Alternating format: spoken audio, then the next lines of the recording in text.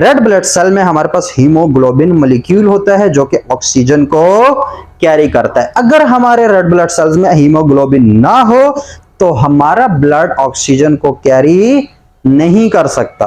तो ब्लड नहीं, ब्लड के अंदर जो मॉलिक्यूल है हीमोग्लोबिन, असल में वो ऑक्सीजन कैरियर है।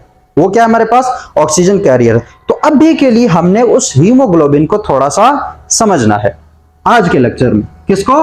हीमोग्लोबिन को हमने थोड़ा सा समझना है, और वो समझ आ गई तो हमें ऑटोमेटिकली साथ साथ ऑक्सीजन कैसे ट्रांसपोर्ट होती है वो बातें भी समझ आ जाएंगी। तो ये जो सिंपल सिंपल बातें थी ये तो मैंने बता दी कि एक प्रोटीन मॉलिक्यूल होता है जो कि ऑक्सीजन कैरियर है, ऑक्सीजन को कैरी करता है, और ये हमारे पास रेस्पिरेटरी पिगमेंट है। 3 बातें। अभी हम हीमोग्लोबिन को थोड़ा डिटेल से देखते हैं। किसको देखते हैं? हीमोग्लोबिन को। अब ये जो हीमोग्लोबिन है, अगर इस हीमोग्लोबिन के नाम पर ही देखें तो इसके हमारे पास 2 पार्ट्स बनते हैं, एक हीम और एक ग्लोबिन। क्या है हमारे पास? एक हीम और एक हमारे पास ग्लोबिन। तो ये जो हीमोग्लोबिन प्रोटीन मॉलिक्यूल है, बेसिकली उसमें जो नॉन प्रोटीनिक पार्ट होता है, कौन से वाला? जो नॉन प्रोटीनिक पार्ट है उसको हम बोलते हैं हीम ग्रुप। उसको क्या बोलते हैं? HEME भी लिख सकते हैं इसको, ठीक है। उसको कौन सा ग्रुप बोलेंगे? वो हीम ग्रुप है। और जो प्रोटीनिक पार्ट है ग्लोबिन वाला, ये हमारे पास क्या है? प्रोटीनिक पार्ट है, मतलब ये प्रोटीन है, सिंपल। क्या है? प्रोटीन। तो जो नॉन प्रोटीनिक पार्ट है हीम ग्रुप, अब ये कैसा होता है? बेसिकली जैसे हमने फर्स्ट ईयर में क्लोरोफिल का स्ट्रक्चर बड़ी तसल्ली से देखा था, तो वही क्लोरोफिल स्ट्रक्चर की तरह ही हमारे पास हीम ग्रुप का स्ट्रक्चर भी होता है। मतलब क्या? कि चारों तरफ पायरोल रिंग्स होंगी, नाइट्रोजन कंटेनिंग पायरोल रिंग्स, ठीक है। और बीच में क्लोरोफिल में हमारे पास क्या था? मैग्नीशियम था। यहां पे मैग्नीशियम की बजाय आयरन होगा। क्या होगा? आयरन। मतलब हीम ग्रुप क्या है? एक आयरन कंटेनिंग, क्या containing? Iron containing group, iron containing group, ठीक है। अब इसमें आयरन है, आयरन की वजह से हमारे पास जो हीमोग्लोबिन है वो रेड, और रेड हीमोग्लोबिन के रेड होने की वजह से जो हमारे पास रेड ब्लड सेल है वो भी रेड दिखा देता है ड्यू टू दिस आयरन या दिस हीमोग्लोबिन, ठीक है। अब ब्लड में कितना हीमोग्लोबिन होता है, कितना ऑक्सीजन होता है, वो अभी हमारा कंसर्न नहीं है, उसको हम साथ साथ पहले हमने हीमोग्लोबिन को समझना है। नॉन प्रोटीनिक पार्ट उसका क्या है? जिसको हीम ग्रुप बोलते हैं। हीम ग्रुप में हमारे पास बेसिकली जो मेटल है वो कौन सा है? आयरन है। कौन सा वाला? आयरन कंटेनिंग ग्रुप है, जिसके साथ 4 पायरोल रिंग्स होती हैं, जिसके साथ 4 पायरोल रिंग्स हैं। सेम वही स्ट्रक्चर, इसलिए मैं यहां पे ड्रा नहीं कर रहा, जैसे क्लोरोफिल का था हमारे पास, वही हमारे पास जो बीच में आयरन और साइडों पे हमारे पास नाइट्रोजन वाले 4 पायरोल रिंग्स थे, ठीक है। क्या थे? 4 पायरोल, क्या बना रहा हूं, 4 पायरोल रिंग्स थे। ऐसा ही कुछ स्ट्रक्चर आपका किसका बनेगा? जो भी है इतना समझो, 4 पायरोल रिंग्स हैं, बीच में हमारे पास आयरन है, और इस पूरे ग्रुप को क्या बोलते हैं? हीम ग्रुप बोलते हैं। क्या बोलते हैं? हीम ग्रुप बोलते हैं। ये तो हो गया हमारे पास नॉन प्रोटीनिक पार्ट। दूसरा पार्ट वो भी काफी इंपॉर्टेंट है, और वो कौन सा है? हमारे पास प्रोटीनिक पार्ट। कौन सा पार्ट है? Proteinic part. अब जो प्रोटीनिक पार्ट है, ये जो ग्लोबिन है, अब एक हीमोग्लोबिन में बेसिकली हमारे पास 4 पॉलीपेप्टाइड्स हैं। बेसिकली कितने पॉलीपेप्टाइड्स हैं? 4, ठीक है। नाम भी बता देता हूं, 2 जो पॉलीपेप्टाइड है उसको बोलते हैं, या 2 चेन्स जो हैं उसको बोलते हैं अल्फा चेन्स। कौन से chains? Alpha chains. So 2 alpha chains. 2 हमारे पास होते हैं बेटा चेन्स। 2 हमारे पास क्या है? बेटा चेन्स, ठीक है। अल्फा बीटा क्या है? बहुत ज्यादा अगर समझने की कोशिश करनी है तो बायोकेमिस्ट्री उठा लो, प्लेलिस्ट खोल, उसमें अल्फा बीटा चेन्स के बारे में सब कुछ तसल्ली से बताया गया। हीमोग्लोबिन, उसका ग्लोबिन जो पार्ट है वो बेसिकली प्रोटीन है। प्रोटीन, उस ग्लोबिन में भी 4 पॉलीपेप्टाइड्स है, मतलब 4 चेन्स है पेप्टाइड्स के। 2 अल्फा चेन्स होते हैं, 2 हमारे पास बेटा चेन्स होते हैं। कैसे? बिल फार्जर हमारे पास ये दो हो गई अल्फा चेन्स और दो हमारे पास हो गई बीटा चेन्स। ठीक हो गया। अब जो अल्फा चेन है, एक अल्फा चेन की अगर मैं बात करता हूं, या भी इससे रिलेटेड नहीं, सिर्फ एमसीक्यू की वजह से बता रहा हूं, जो एक अल्फा चेन है उसके अंदर होती है 141 अमीनो एसिड्स। क्या एक अल्फा चेन के अंदर कितने अमीनो एसिड्स हैं? 141। तो दो अल्फा चेन्स के दरमियान के अंदर कितने होंगे टोटल अमीनो एसिड्स? कितने होंगे? इसका डबल क्या होगा? 282 अमीनो एसिड्स। अल्फा चेन्स दोनों के अंदर कितने अमीनो एसिड्स हैं? 282। इसी तरह जो बेटा चेन है, उस एक बेटा चेन के अंदर हमारे पास बेसिकली है, एक जो बेटा चेन है उसके अंदर 146 अमीनो एसिड्स हैं। क्या है? 146 अमीनो एसिड्स हैं। जबकि अगर दो बीटा चेन्स हों तो उसके अंदर कितने बनेंगे? 292। ऐसा ही होगा ना? 141 और 141 तो बन गया हमारे पास है 1182, और जबकि 146 और 146 हो गया हमारे पास 1292। ठीक, 292। मैथ हमारी काफी कमजोर है, इसलिए टेंशन की बात नहीं है। 292 हमारे पास बीटा चेन्स है। किसके अंदर? एक ग्लोबिन जो मॉलिक्यूल है, जो हीमोग्लोबिन में प्रोटीन मॉलिक्यूल है, उसके 4 पॉलीपेप्टाइड्स हैं, 2 alpha 2 beta. Alpha chain 141 amino acids के होते हैं, तो 2 अल्फा चेन होंगे तो 282 amino acids. Beta chain 146 amino acid का होता है, तो 2 बीटा चेन होंगी तो 292 अमीनो एसिड्स। अब टोटल जो हमारे पास उस पूरे पेप्टाइड, उस ग्लोबिन के अंदर जो total number of amino acids है वो कितना होगा? 282 और 292। ये कितने हो गए? 8 8 16 1 17, और ये हमारे पास हो गए 574 अमीनो एसिड्स। तो एक हीमोग्लोबिन के अंदर कितने अमीनो एसिड्स है हमारे पास?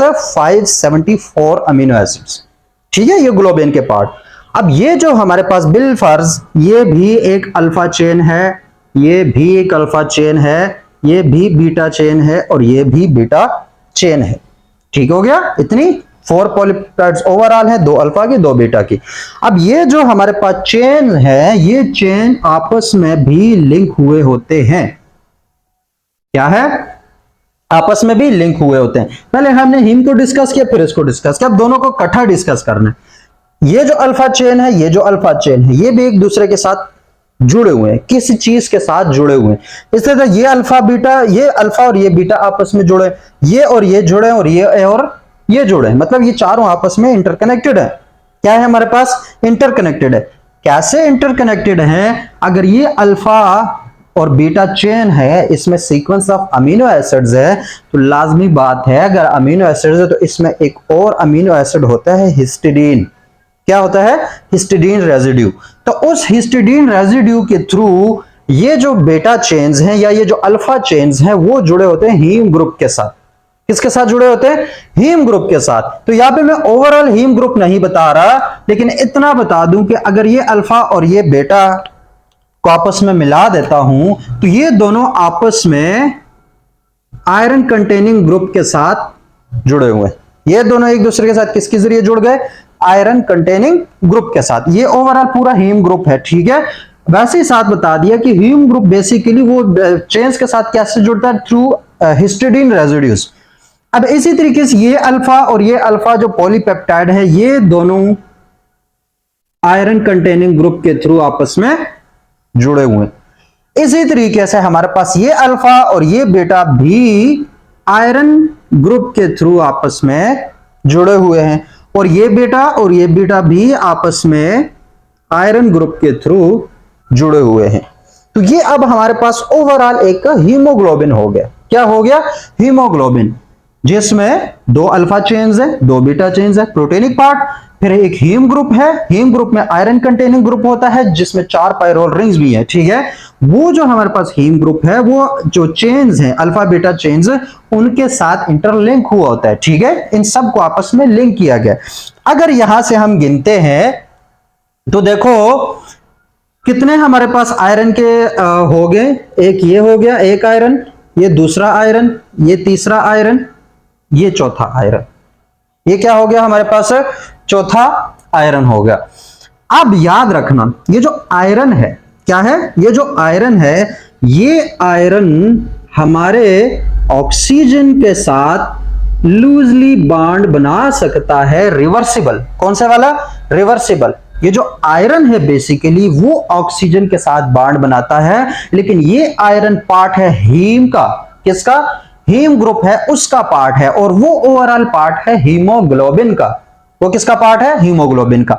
तो ये जो एक आयरन मॉलिक्यूल है वो एक ऑक्सीजन के साथ लूजली बॉन्ड बना सकता है। लूजली बॉन्ड का मतलब क्या है कि ये कोई खुशी से बॉन्ड नहीं बनाता, लेकिन जब पार्शियल प्रेशर ऑफ ऑक्सीजन ज्यादा हो, पार्शियल प्रेशर का वैसे क्या मतलब होता है कि देखो जितनी भी कहीं पर कंटेनर में अगर गैसेस हैं तो उसमें हर एक गैस का अपना कितना प्रेशर है, क्या है, बिलफर्ज एक जार है या एक एनवायरनमेंट है, कोई भी एक बीकर है, कुछ भी है, उसके अंदर हमारे पास CO2 गैस भी है, O2 गैस भी है, नाइट्रोजन भी है, बाकी सारे जो गैसेस जो भी आते हैं वो लिख दो।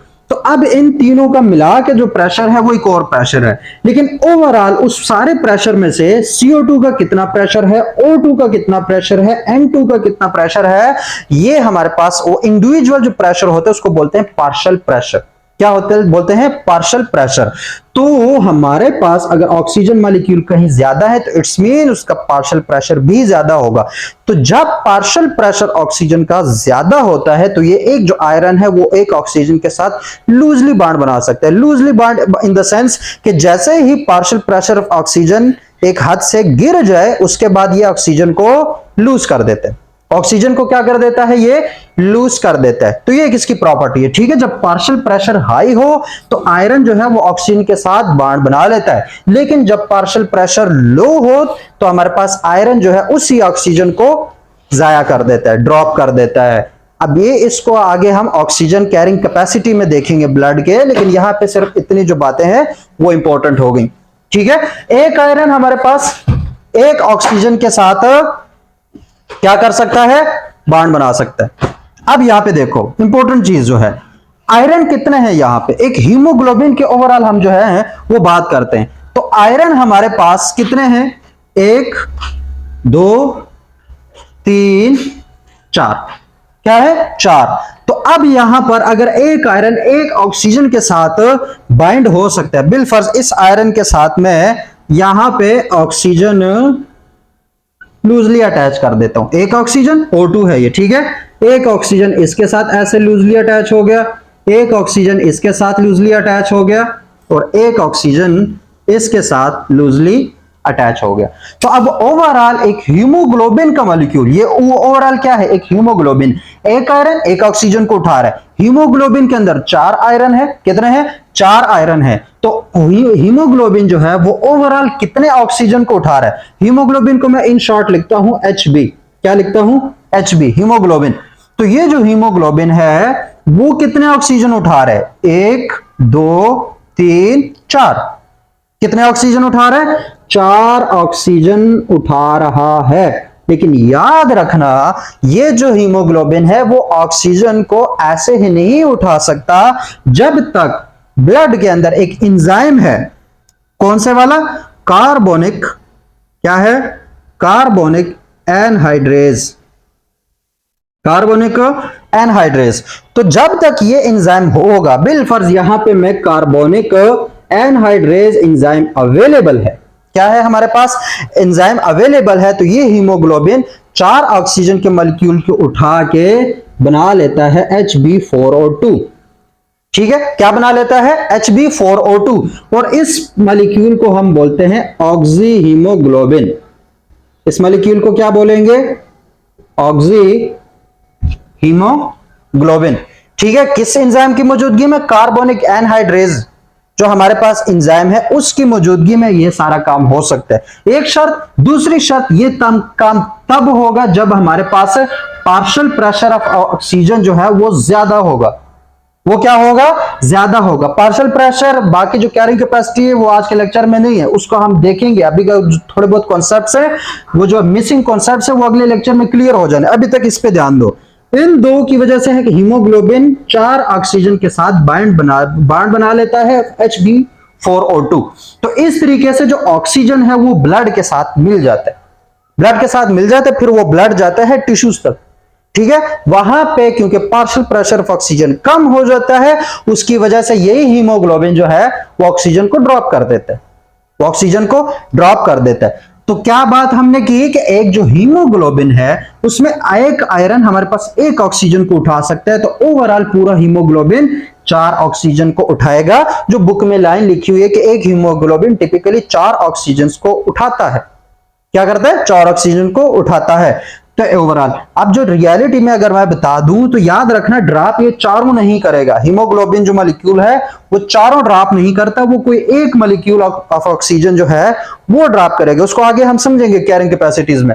ठीक है, तो ये तो ओवरऑल हीमोग्लोबिन क्या इस तरीके से हमारे पास जो ऑक्सीजन कैरियर हीमोग्लोबिन कैसे होता है, इस ओवरऑल कॉन्सेप्ट की वजह से कि उसके अंदर आयरन होता है, उस आयरन की वजह से ऑक्सीजन आयरन के साथ बॉन्ड बनाता है, और एक हीमोग्लोबिन के अंदर आयरन 4 होते हैं, इसकी वजह से 4 ऑक्सीजन के साथ हीमोग्लोबिन बॉन्ड बना सकता है। और याद रखना, क्या कर रहा, याद रखना जब भी क्या है, जब भी हमारे पास एक हीमोग्लोबिन के साथ ये चारों जो आयरन वाली स्लॉट्स हैं ये ऑक्सीजन के थ्रू फिल अप हुई होती हैं, इस वक्त इस हीमोग्लोबिन को बोलते हैं 100% सैचुरेटेड, 100% सैचुरेटेड। मतलब कि इस हीमोग्लोबिन मॉलिक्यूल ने जितने भी ऑक्सीजन उठा सकता था वो उठा लिए, जितने भी ऑक्सीजन उठा सकता था वो उठा लिए। अब अगर ये एक ऑक्सीजन लूज करता है तो इट्स मीन अब वो कितने परसेंट सैचुरेटेड है, 75%। अगर ये 2 ऑक्सीजन लूज करता है तो 50% सैचुरेटेड है। अगर ये तीनों हमारे पास ऑक्सीजन लूज करता है तो ये हमारे पास 25% हो जाता है। अगर ये चारों लूज कर देता है तो ये 0% हो जाता है। लेकिन टिपिकल केस में हम यहीं तक रहेंगे कि एक हमारे पास 100% सैचुरेशन है, दूसरी हमारे पास 75% सैचुरेशन है। एक वक्त ऐसा भी आ सकता है जब हमारे पास सैचुरेशन 20-30 के राउंड अबाउट सैचुरेशन हो सकती है, लेकिन वो एक्सरसाइजेस के दौरान है, इसके लिए उसको उसी वक्त देखेंगे। तो ये this was all about structure of haemoglobin, और वो हीमोग्लोबिन जो है वो कैसे ऑक्सीजन कैरियर है, वो कैसे ऑक्सीजन को कैरी करता है, उसमें क्या ऐसी चेंजेस आती है, किस वजह से हीमोग्लोबिन इतना इंपॉर्टेंट हो जाता है हमारी बॉडी के लिए और हमारे रेस्पिरेशन के लिए और हमारे गैसेस एक्सचेंज के लिए। ठीक है, तो transport of oxygen, transport of gases में हमने देखना था ट्रांसपोर्ट ऑफ ऑक्सीजन। अब हमें यह बात पता चल गई है कि भाई ये जो गाड़ी है वो ऑक्सीजन को बिठाएगी कैसे, क्या गाड़ी ऑक्सीजन को बिठाएगी कैसे, उसके बाद लेकर जाने में तो कोई मसला नहीं, फिर अनलोड कैसे करती है, मतलब ड्रॉप कैसे करेगी, वही पार्शियल प्रेशर वाला सारा phenomena. Partial pressure of oxygen अगर कहीं ज्यादा होगा तो ऑक्सीजन हीमोग्लोबिन के साथ बाइंड करेगा, जहां पर ऑक्सीजन का पार्शियल प्रेशर कम हो जाए वहां पे ये जो ऑक्सीजन है वो हीमोग्लोबिन से अलग हो जाएंगे। क्या हो जाता है, अलग हो जाता है। इस तरीके से पिक एंड ड्रॉप सारी हो रही होती है। लेकिन अभी ये जो लेक्चर है, ये जो हमारे पास कॉन्सेप्ट ट्रांसपोर्ट ऑफ ऑक्सीजन है, ये कंप्लीट नहीं हुआ, क्योंकि अभी हमने समझना है क्या है oxygen carrying capacity of blood, क्या है ऑक्सीजन कैरिंग कैपेसिटी, और इसके अलावा भी काफी सारी इंपॉर्टेंट बातें हैं उससे रिलेटेड, तो वो हम इंशाल्लाह नेक्स्ट लेक्चर में समझने की कोशिश करेंगे। तो होप्स हो कि हीमोग्लोबिन क्या है और ये किस तरीके से ऑक्सीजन के साथ इन्वॉल्व होता है ट्रांसपोर्ट ऑफ गैसेस में। तो मिलते हैं इंशाल्लाह एक और लेक्चर में एक और टॉपिक के साथ। अगर कोई बात समझ नहीं आई तो एक तो अगले लेक्चर का थोड़ा सा वेट करो, और अगर उसके बाद भी समझ ना आए तो कमेंट बॉक्स अपना है, वहां पे कमेंट कर लिया करो अपने क्वेश्चन, अप्रिसिएशन या जो भी जिस तरह के भी तुम लोग फील करते हो वो कमेंट कर लिया करो। तो मिलते हैं इंशाल्लाह एक और लेक्चर में एक और टॉपिक के साथ। तब तक के लिए अपना ख्याल रखना और मुझे दुआओं में याद रखना। अल्लाह हाफिज।